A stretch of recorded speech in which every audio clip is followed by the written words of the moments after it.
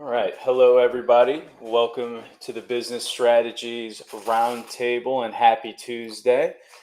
Today, we are joined on the roundtable by Mei Pang, the Chief Compliance Officer at Oort. We're going to be having a conversation today about how blockchain is going to be, is currently and will be in the future impacting compliance and regulation. May, thank you so much for being here and sharing your time and expertise with us. Thank you, Jack, for having me here. It is my pleasure. So we start the roundtable with an exploration of our expert guests' career journeys, so that we can then really dive into the topic rooted in the perspective of your knowledge. So if you could share a little bit about how you became knowledgeable and kind of on the forefront of some blockchain technologies, which is pretty new, and your career journey in general. Sure. As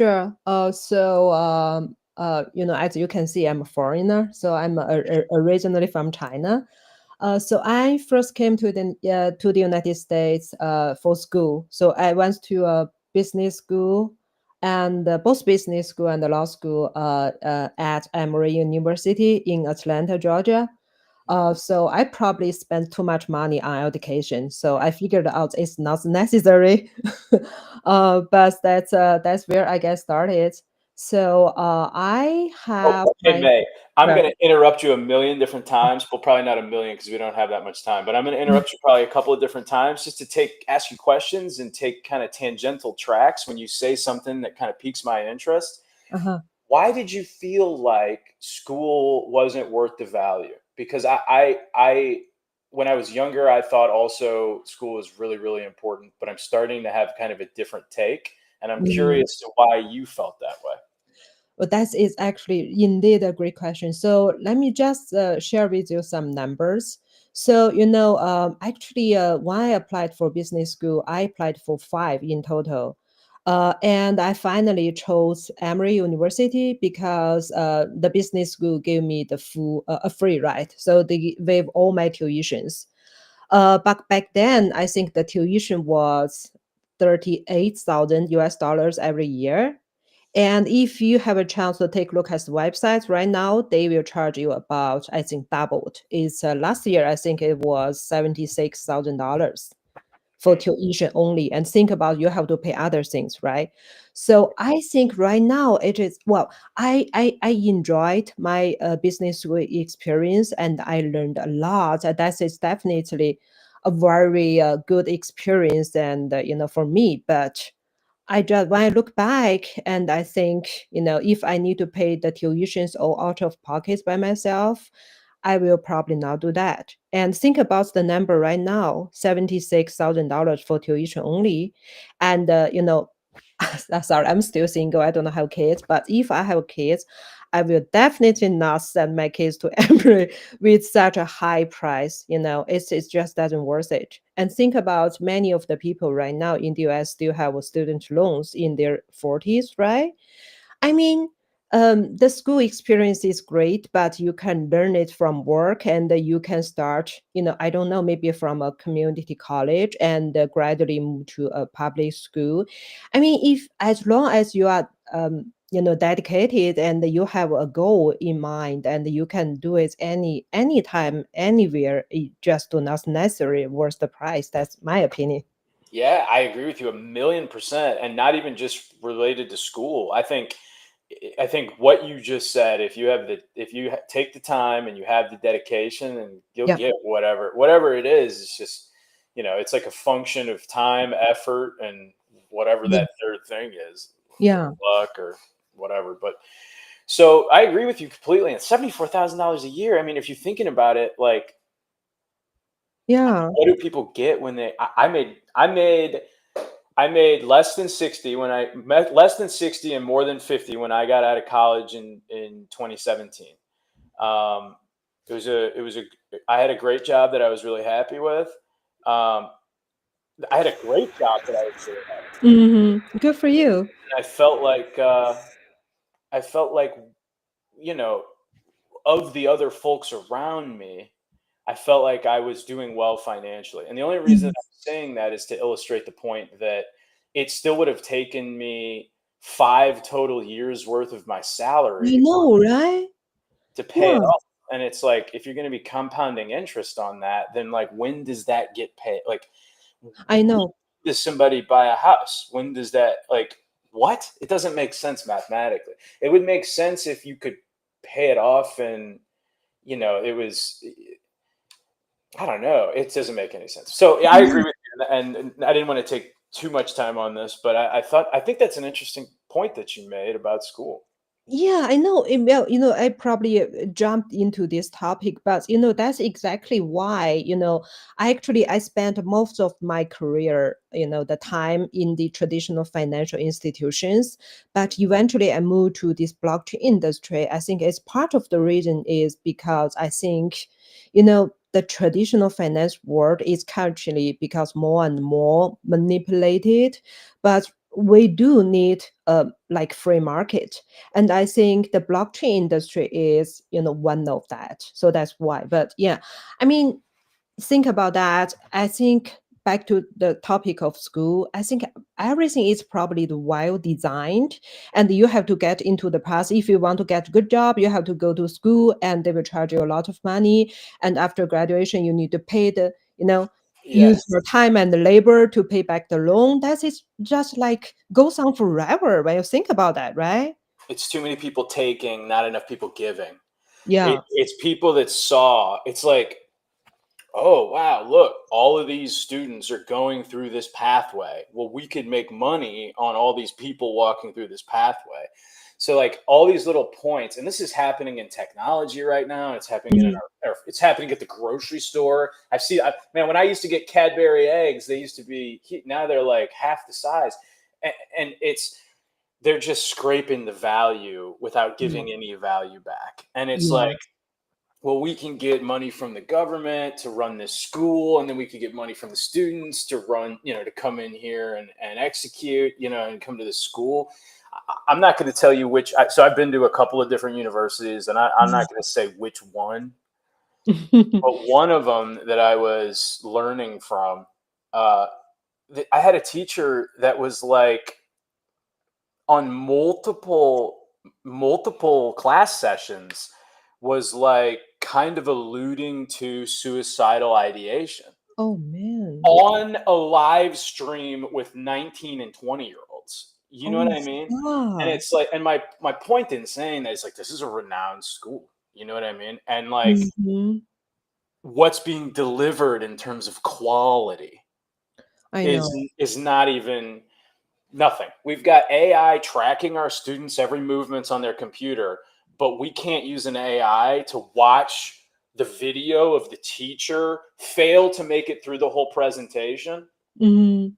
It's like it's completely imbalanced on where responsibility needs to be, and it's not good for the future, in my opinion. I know, and also, and sorry to chime in. So Please. what you said just reminded me of something. That's why I was at law school. So I had been to both business school and law school, so I can tell the difference. So that I when you are at business school, so the business school promotes cooperation. So you have a lot of work that you have to do in a group, and you have a group assignment that will probably, I mean, if not more, 50% of the score that you need to get from that course. But at law school, everything is individual. So you are not allowed to talk to your classmate to finish your assignment. And so that's what that means. So it means that everyone at law school is competing with each other. Right. Well, I went to law school when I was already 38. So, I already have my career, right? So I did well in my career path. So I just want to get, I'm interested in having a advanced degree in law. So that's why. But I can see my classmates, they were very young and, they were very much competing with each other. And that is really. Oh no, we lost her. Well, I'll remember the point because she's making fantastic points.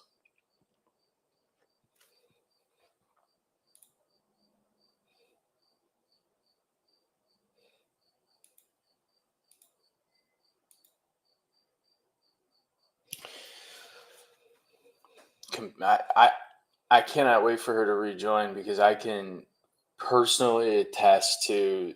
I think competition is fantastic and you need it, but you also. Here we go.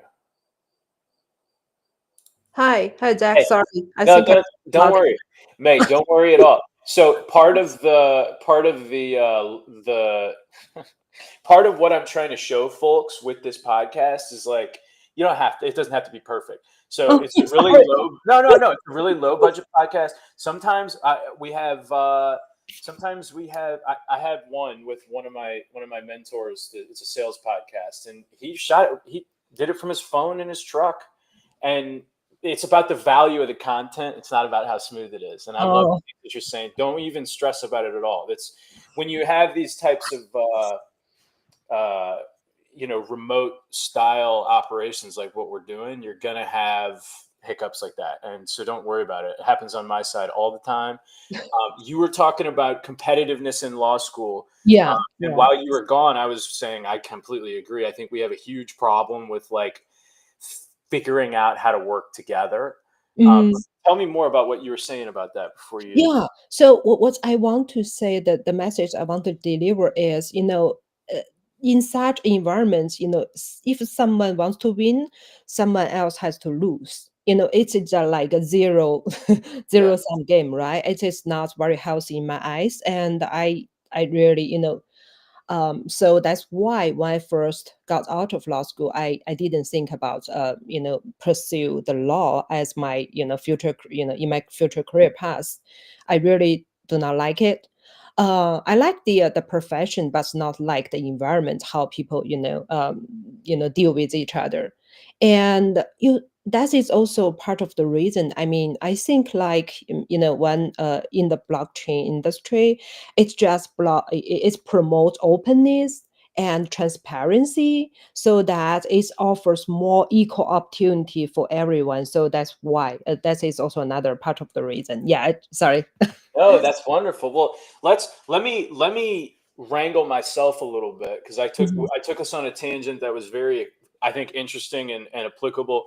But so let's go back to your career journey because you've touched on a couple of things that got you interested in blockchain and a couple of things you're interested in. You talked about how you like equality and transparency and some of those things, which is fan. I agree.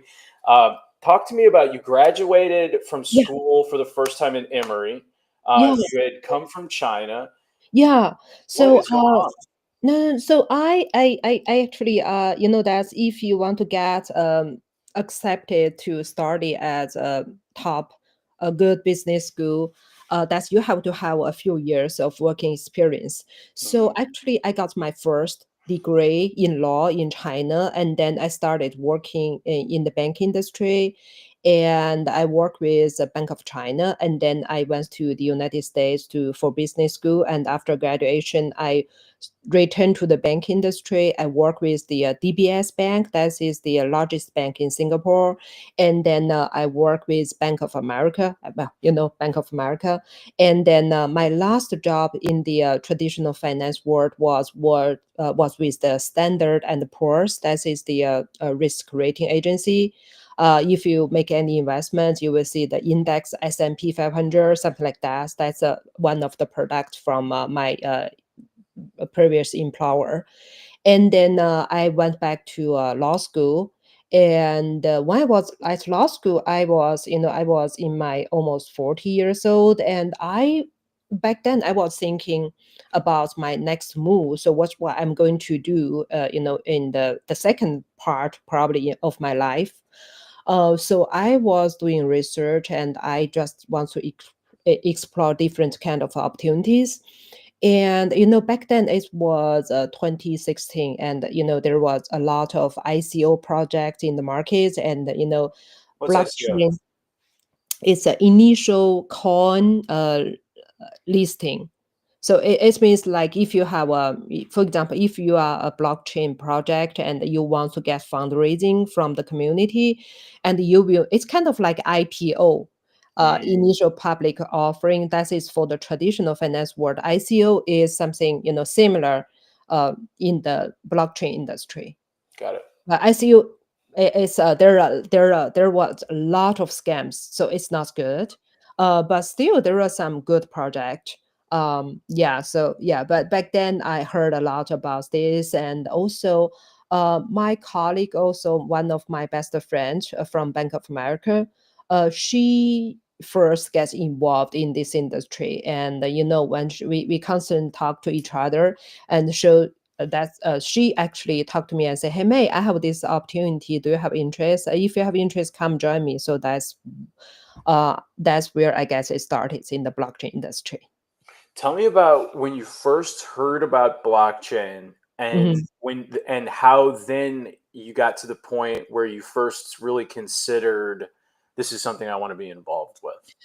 Yeah, so I think I'm just very lucky. So for my first job in the blockchain industry. Oh wow, well I think maybe move back a little bit. So I consider myself a adventurous person because I went to law school at the age of 38, and back then I already had a good job in China.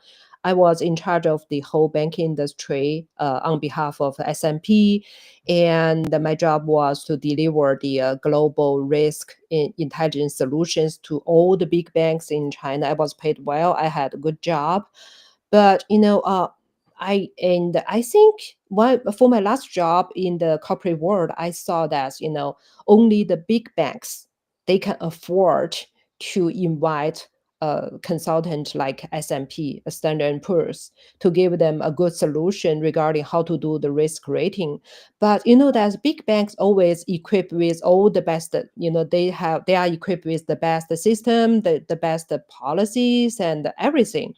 Mm, And for the smaller banks, and they are in more need. They need to improve their risk rating framework actually desperately, but they just cannot afford it. I mm. think it's similar here. Like all the banks, they just want to loan the money to wealthy people, and actually for the poor people that's who really need money, they just do not give you money. So it's similar. They don't actually have a real system for evaluating the quality of the risk where it's just like, well, I'll just go to where there's no risk.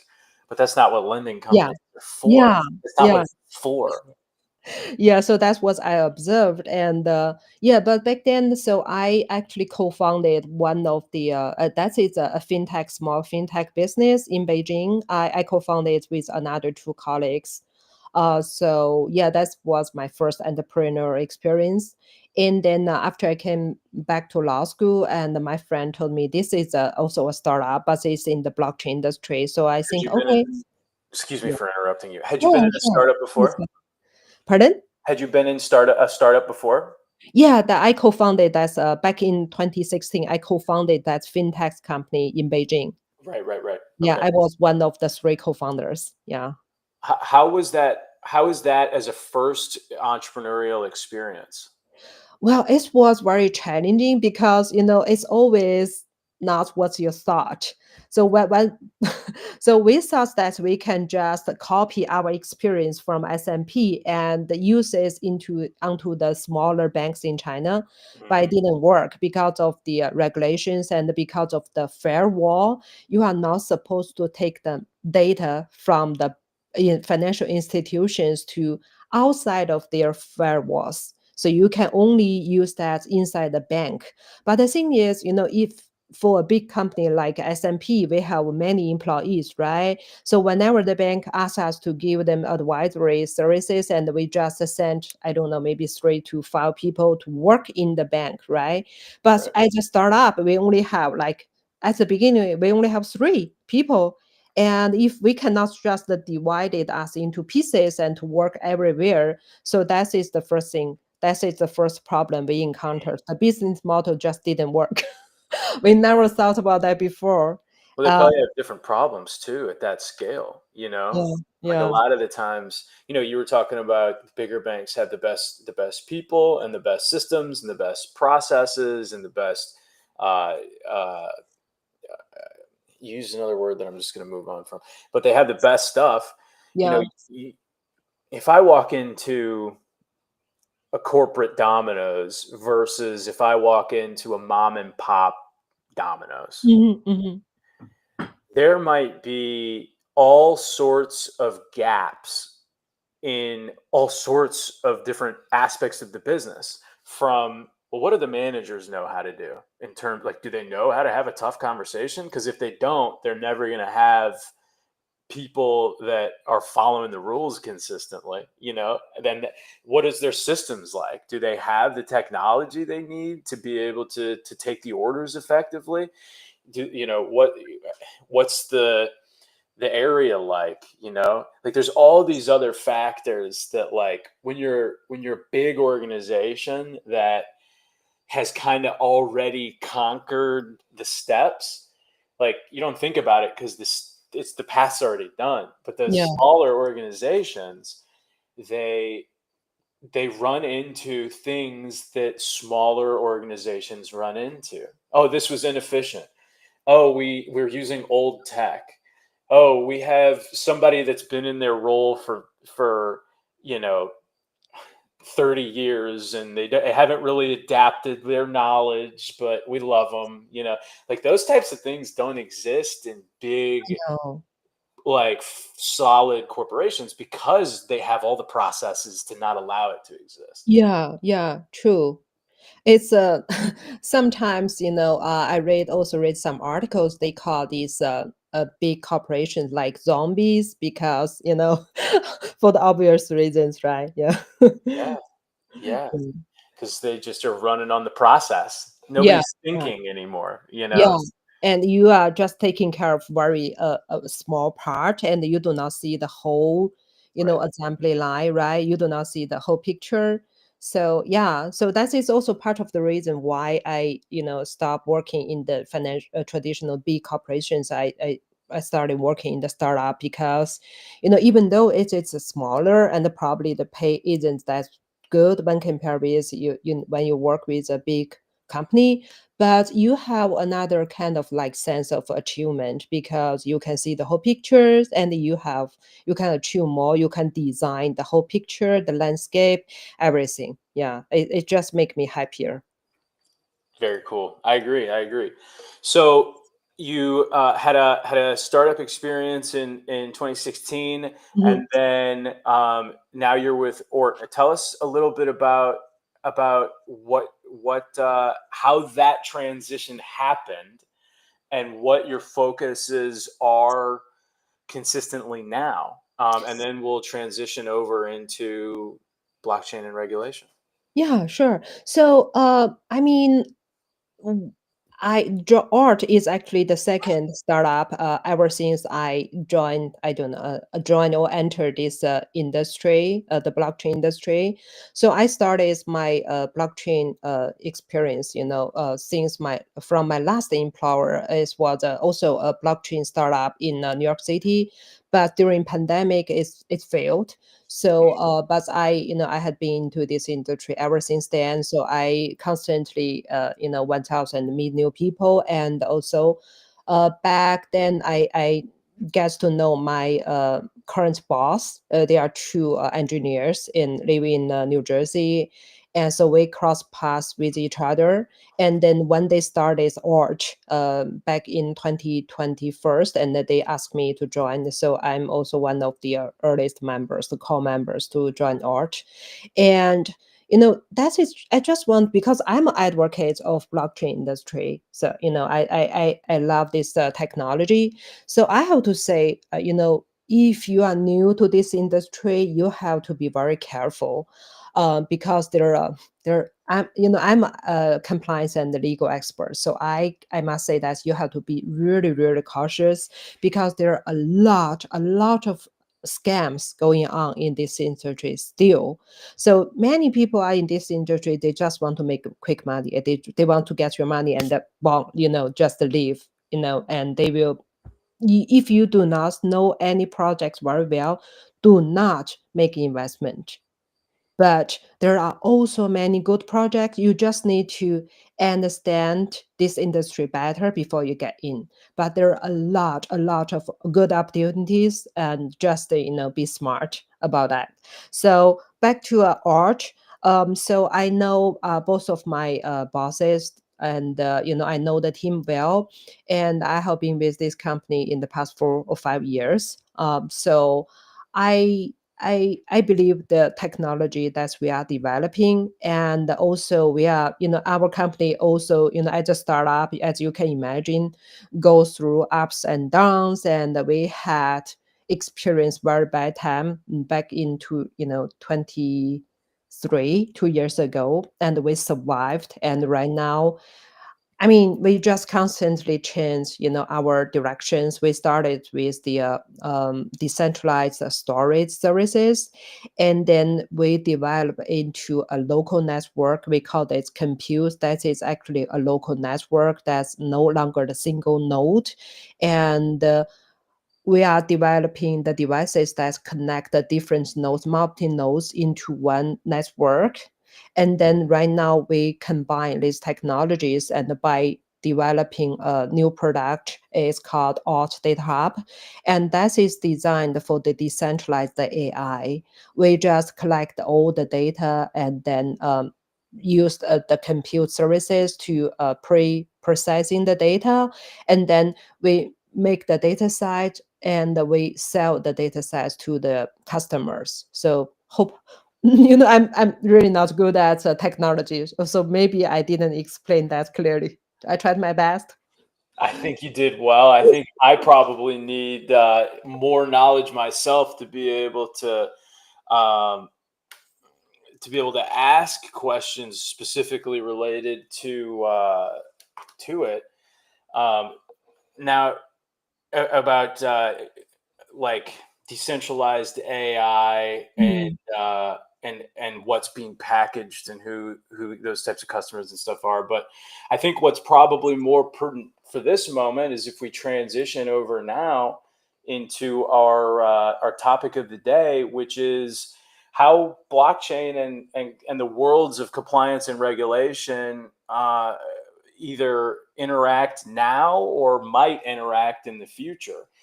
And I think on my side, just to kind of frame my perspective on the conversation, I believe that there's a lot of process, people and process that happens that is not being done well. You talked about the zombie corporations where all these people don't understand what it is they're doing and why.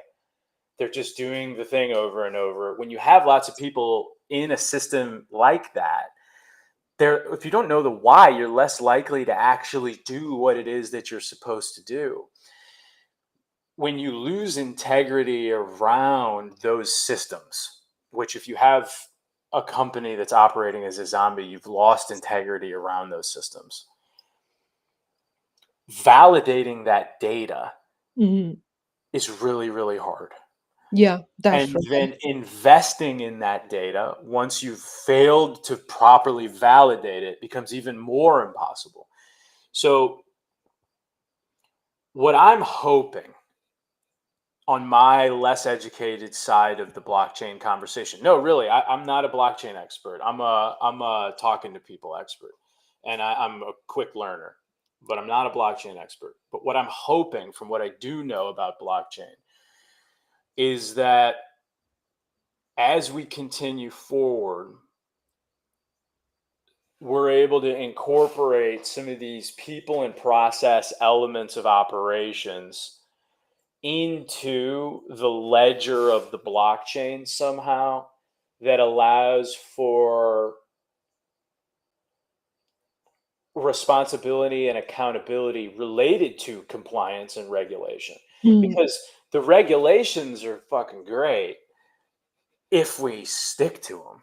And if yes. the economy doesn't have, like, we live in a world right now where if you stick to all the regulations, you are pricing yourself out of operations. Yep. Or you can be a bad actor and afford to live in the economy that we've created. So we got to solve that somehow. The regulation is good if we can hold everybody to the responsibility of working within the bounds of the regulation, but we don't have a way to report on that. Blockchain is a way that we report on things, primarily financial transactions currently, and have a certainty because of the node system on the data. I'm hoping that there's a world where blockchain and compliance and regulation can have some type of similar level of accountability and reporting. Now, am first of all, did I sound like I had any fucking idea of what I'm talking about there, or am I just like totally off base on what I No, think? no, no. I think what you said is correct. Um, I mean, so Jack, please just feel free to stop me anytime if you think you have questions or you think it's it's the time to stop. So if you do not mind, I will just start talk about how I think what blockchain is and why it is beneficial for human beings at in general, and how compliance and the regulations and the legal topics it can help blockchain industry. Just feel free to stop me anytime. I Yeah. mean, when I first get in touch with the concept of blockchain, I didn't know anything about that. I mean, it's just like the definition of blockchain.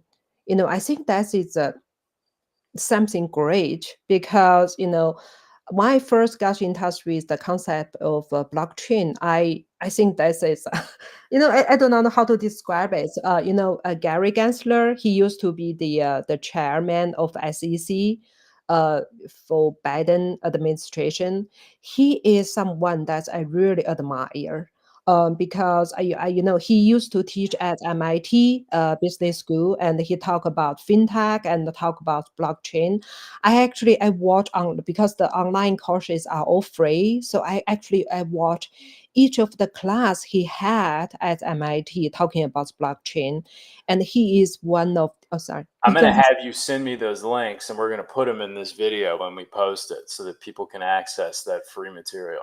Sure, sure. I'm not sure whether it is still there, whether it's still available, but I will check. I will definitely check. Cool. He is one of the smartest people I have ever known, and everyone talk about blockchain. And if you Google on YouTube and on Google it, and you have seen many of the concept, but Gary Gensler, he is the one that I have ever seen. He explained blockchain very well. So blockchain is just put it into a simple word. It's just like something that you can always go only one way. You cannot turn back. So and you cannot change it, and it is time stamped. So once you do something online on the blockchain, and you can never change it. So that's why many people like artists, and they want to put their and also like the IP attorneys, if you want to put it online on the blockchain, and it will be there forever, you cannot change it. So I think that is actually very helpful in many industries in the real world. um, so and also it's time stamped, so once you do it, it will be there forever. So yeah, I think that it has the real world use cases in many industries. I'm not good as explanation. Sorry. Yeah, so I have this chance to meet Gary Gensler back in 2018. Oh my God. And he delivered his speech about blockchain. Um, yeah, but surprisingly, when he became the chair, I think it was I forgot, it's the 2021. Um, surprisingly, he became very much against blockchain and the crypto. Hmm. Yeah, so because he knows it too well, he knows that it could be many scams and many people will lose money because of his role as the SEC chair. He has to prepare people, right? So he implemented many fierce regulations against crypto and blockchain. Hmm. Many businesses in the blockchain industry have to relocate it overseas to Europe, to Asia, and because of the regulations in the United States. Well, talk to me about that because I have strong feelings about that, and it's a topical. I mean, I think quite literally that's one of the largest points of contention in the political space in the United States right now, and particularly in the economic space right now, is are we regulating our value out of our economy into other economies because we're not doing regulation well because it's not efficient. I mean, President Donald Trump, he is promoting blockchain and the crypto, and you know that he actually ever since well, I think he is good at doing his own IP. I mean, before he was elected, he actually used many, the advanced, in my eyes, advanced media or measures to help himself win the presidency. And also after he took the position as the president, and he took many measures to promote crypto and the blockchain. Everything it was rapidly changing in the United States because, in my eyes, I think crypto and the blockchain that is I in my eyes at least that will be the future. So it's better for the US to catch up, not to just say no and not to push many projects overseas because otherwise US will fall behind. So there's two different angles to look at this. I Mhm, think.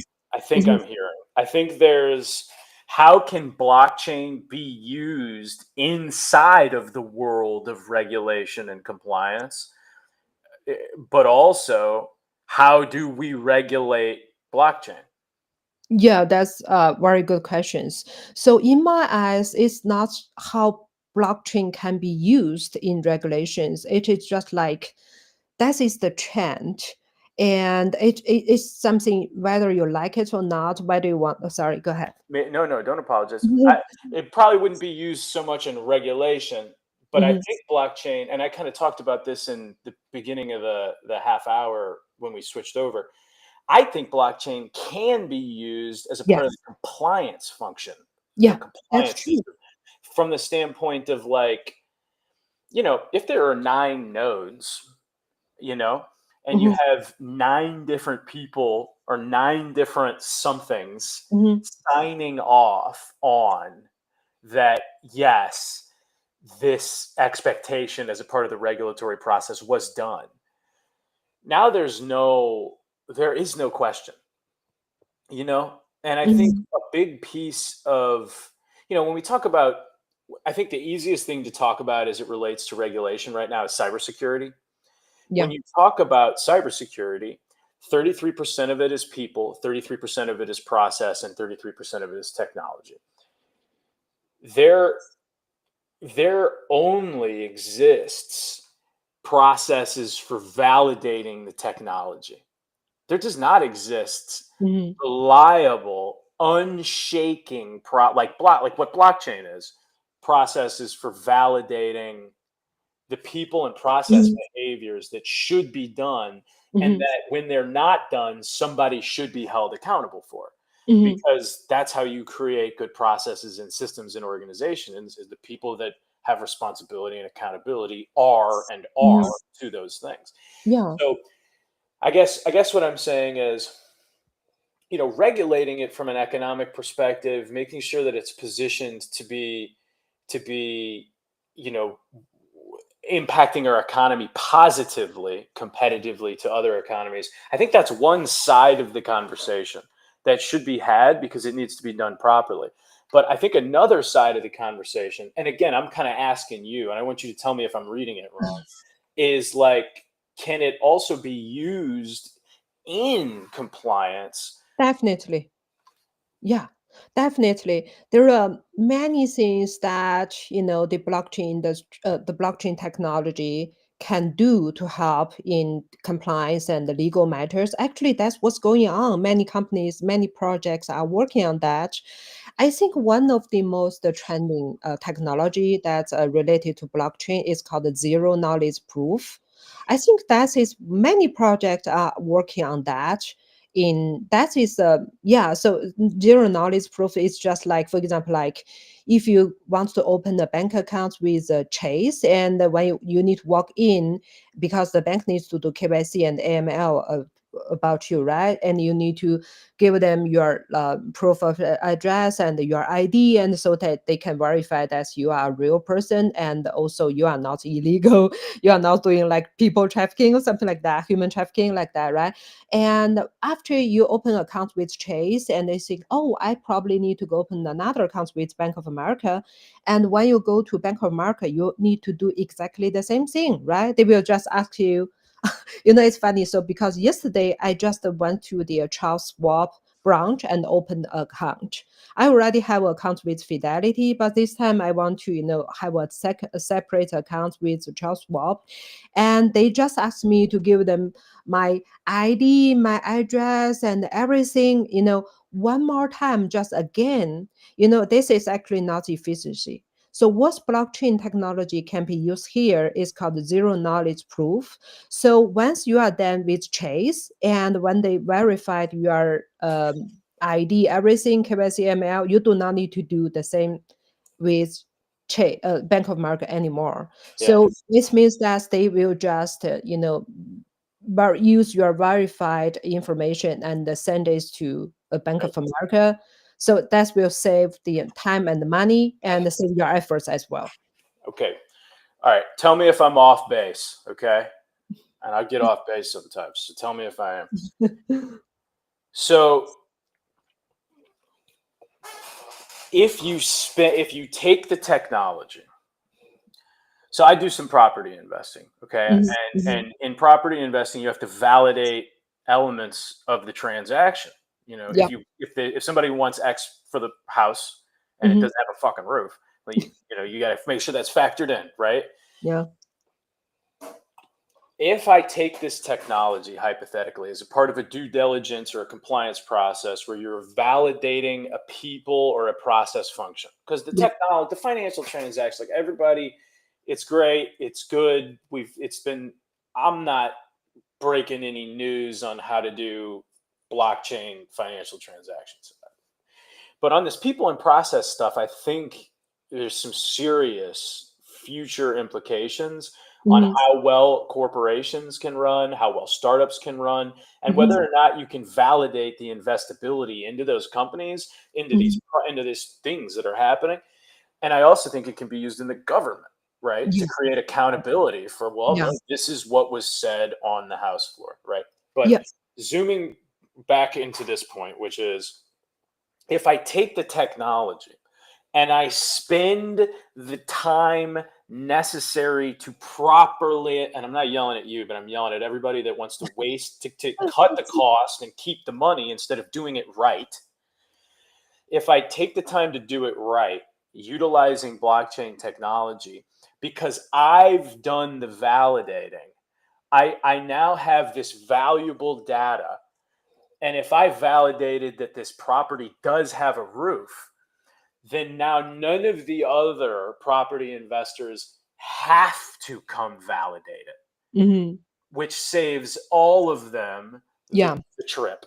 And then Yes. me, as the not lazy Immer effer, excuse my initials language, as the not lazy person that took the time to execute process at a high level, I now own data that's valuable for use that somebody else could say, well, I'm not going to send somebody out to California to look at that property and Yeah. validate whether or not it has Mhm. the roof.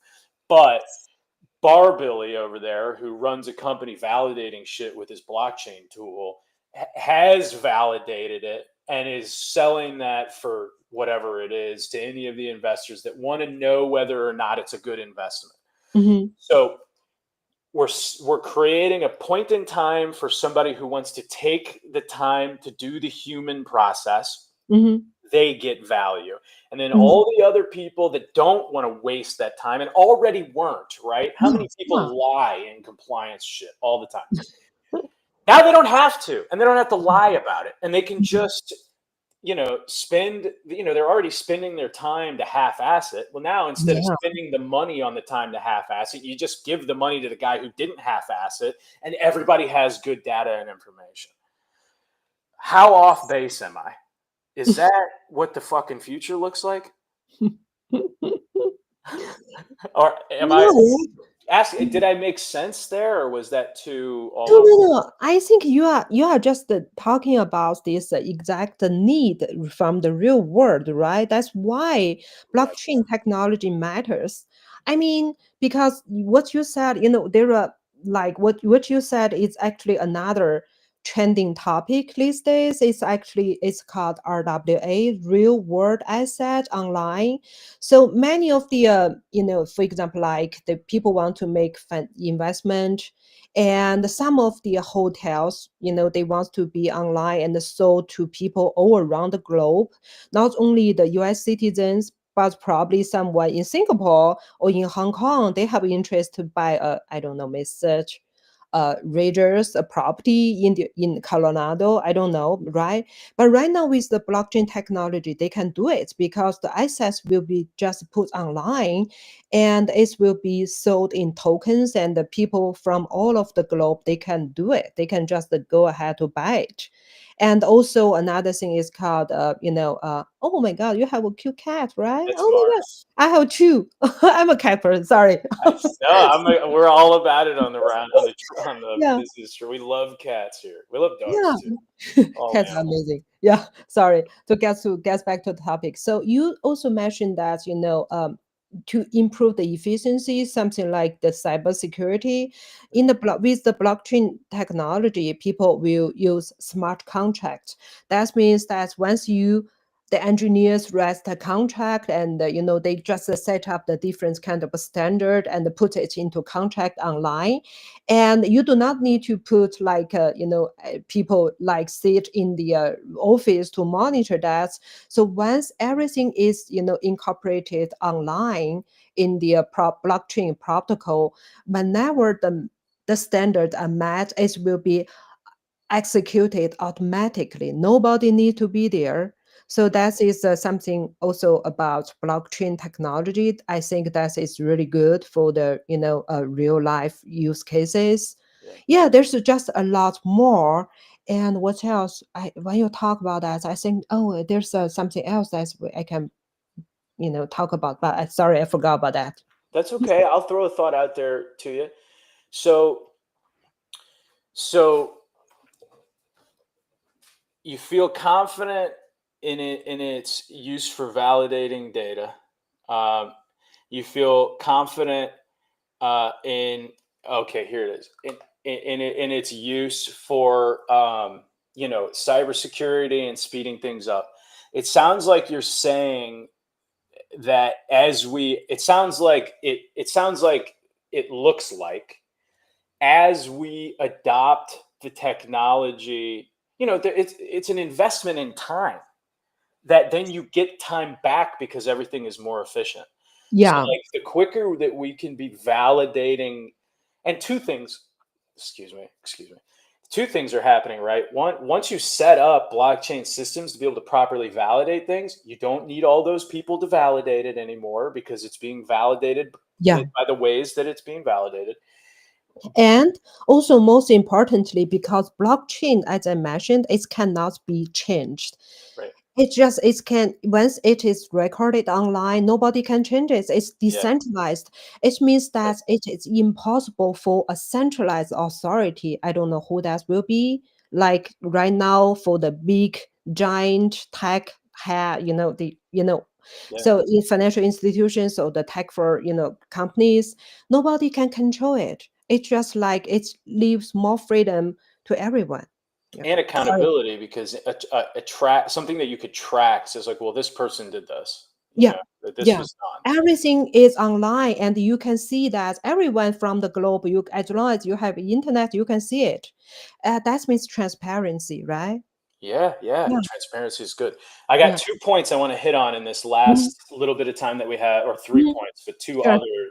So, I think that, just to kinda summarize on this particular point, w we could invest in these systems that then allow for other people to focus on certain useful work with their Yeah. time, as Yeah. opposed to having a way larger sum of people spending time on uncertain, on terms of whether or not it's valuable exercises. And I Mhm. think Mhm. anytime you can take human energy from something that's not certain as to whether or not it's going to create value, and apply it to something that it is certain that it's going to Mhm. create value, like Mhm. that's where money is made, because we make money with our energy and our time.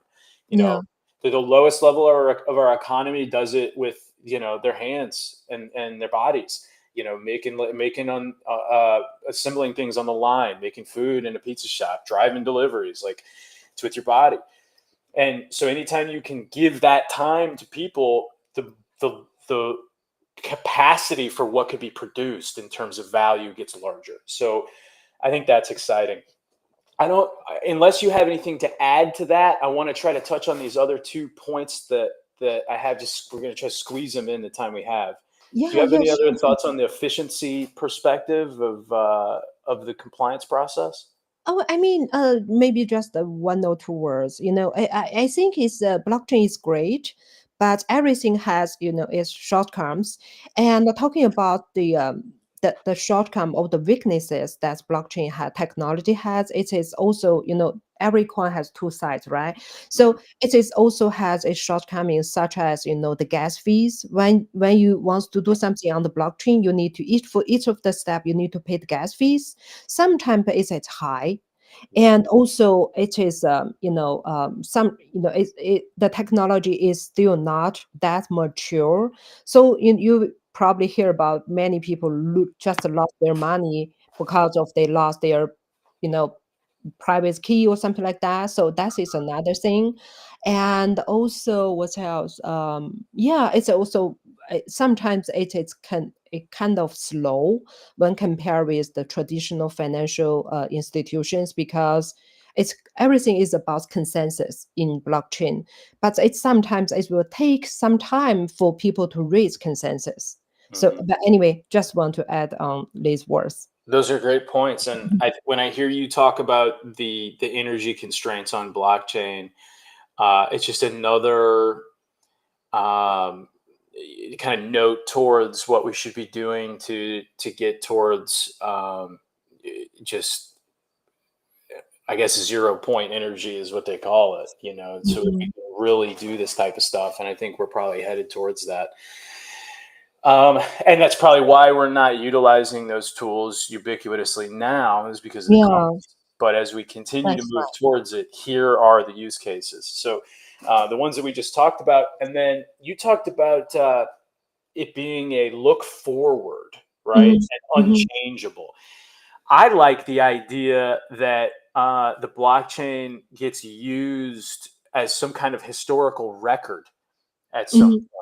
Yeah. Talk to me a little bit about what you think about that. We had the Library of Alexandria that we lost. We've had, like, what happened with Jesus. You know what I mean? There's all this stuff that, like, no, but like, there'll come a point 2,000 years from now where they're going to be like, what happened in 2020 to 2030, and if history is being put on the blockchain, then there's the account of Mhm, what you and me at 2025 mhm. did or said or what was accounted on. And, we live in a world now where, for better or for worse, statues being taken down and things being changed in school books, and all of that is fine. I'm not here to debate all of that Mhm, at all. But I am mhm. here to say, for the sake of this conversation, it would be nice if we had it on the blockchain. We could choose to teach whatever we want, but we need to know what history is somehow. Yeah, yeah, right, So, what do right. you think of that? I mean, I think also from that point of view, that blockchain technology is also very, that's a good technology as well. And also, I just want to add on something else because, I think something I really like about this technology is about the easy access for everyone, as long as you have internet and you can get access to it. And what I love it is also about, besides the transparency, is about the equal opportunity.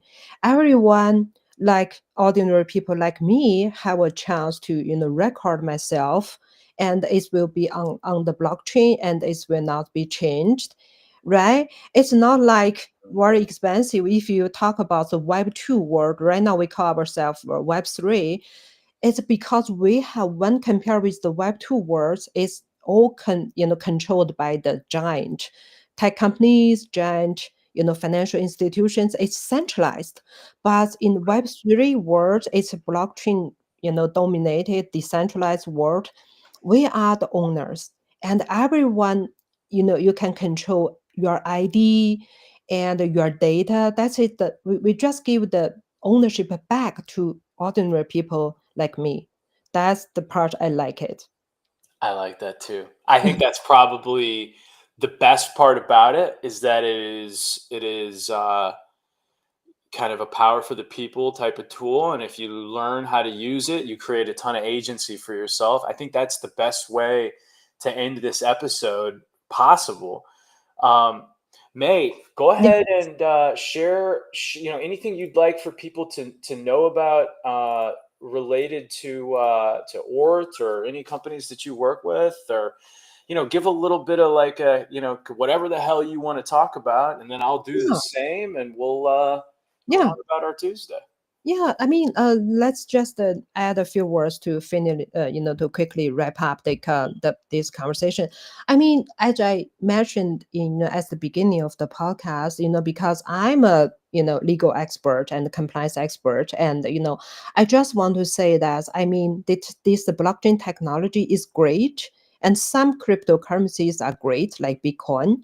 But the thing is, I mean, you have to be very careful about, because there's a lot scams and the speculations in this industry, because this industry is still doing the baby step. It is immature, so there are a lot of speculations, scams in this world. So before you get into this industry, do your homework, and only that's why I think people like me are needed in this industry, because we need to help protect investors. We need to help them to build this appropriate regulatory framework and do the necessary work, so that people can make safe investment and get their money back. Do not just rush into this industry unless you know it very well. That's the last thing I want to say. Yeah, cool. Well, May, thank you so much for being here, and sharing your expertise with us. And folks, thanks so much for watching. If anybody out there wants to recommend a topic, please reach out on LinkedIn or make a request on our website, triunitystrategies.com. TriUnity Strategies helps founders and business owners grow skills to repeat success over and over again. From scaling to culture, TriUnity has solutions to solve nearly all immediate business needs. If you love the show, please share it on your social channels. Tell somebody about it so that they can learn some good things. And hopefully, you guys will join us next week for another wonderful conversation. We're going to be doing mid-year, but really, I guess we're kind of getting into the last third here of the year, but mid-year AI update. So we're going to be taking a look at what changed with AI in 2025. And May, thank you again so much for being here. Appreciate your time and knowledge. And Thank you, Zach. Thank you again for having me. And just all the best to you, and all the best to try Unity strategies. Awesome. All right. Happy Tuesday, everybody, and have a great day. Thank you. Bye.